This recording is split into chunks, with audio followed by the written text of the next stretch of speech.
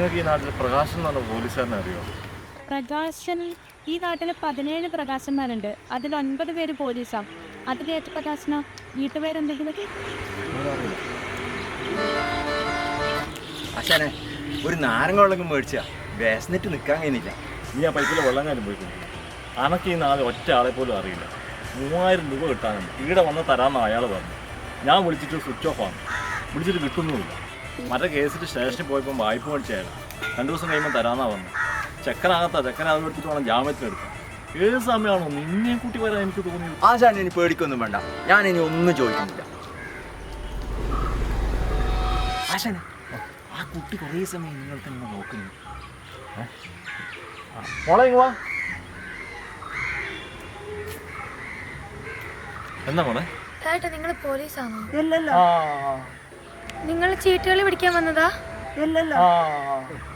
ഇന്നേലും നിങ്ങൾ പിടിക്കുവോ? നിങ്ങൾ ചെല്ലുമ്പോഴത്തേക്ക് അവർ വെള്ളത്തിൽ ചാടി പോവില്ലേ? അച്ഛൻ എന്നും കളിക്കാൻ പോകും. ഉള്ള പൈസ മൊത്തം കൊണ്ട് കളയും. എൻ്റെ യൂണിഫോം എല്ലാം കീറി. പുതിയൊന്നും മേടിച്ചാൽ അച്ഛൻ്റെ അടുത്ത് പൈസ ഇല്ല. എല്ലാം ചീട്ട് കളിച്ച് നശിപ്പിക്കും. പട്ടിണി കിടന്നാലും സാരമില്ല സാറേ, എല്ലാ ദിവസവും സ്കൂളിൽ പോകണമെന്നുണ്ട്. ഇന്ന് അച്ഛൻ പോയിട്ടില്ല. എന്തായാലും അവരെ പിടിക്കണേ. മോള് സങ്കടപ്പെടണ്ട, നല്ല ശരിയാക്കി തരാം.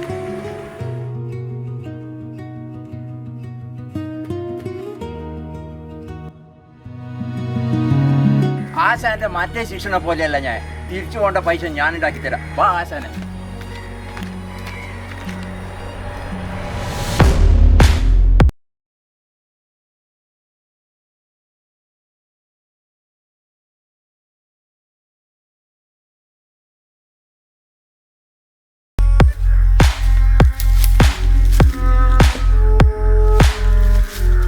ഇവിടെ മഫ്റ്റിയിൽ പോലീസാന്ന് തോന്നുന്നു. ആരും ഓടണ്ട, വീഡിയോ എടുത്തിട്ടുണ്ട്. ചാടണ്ട ചാടണ്ട, സാറാടെയുണ്ട്. സാറതാ.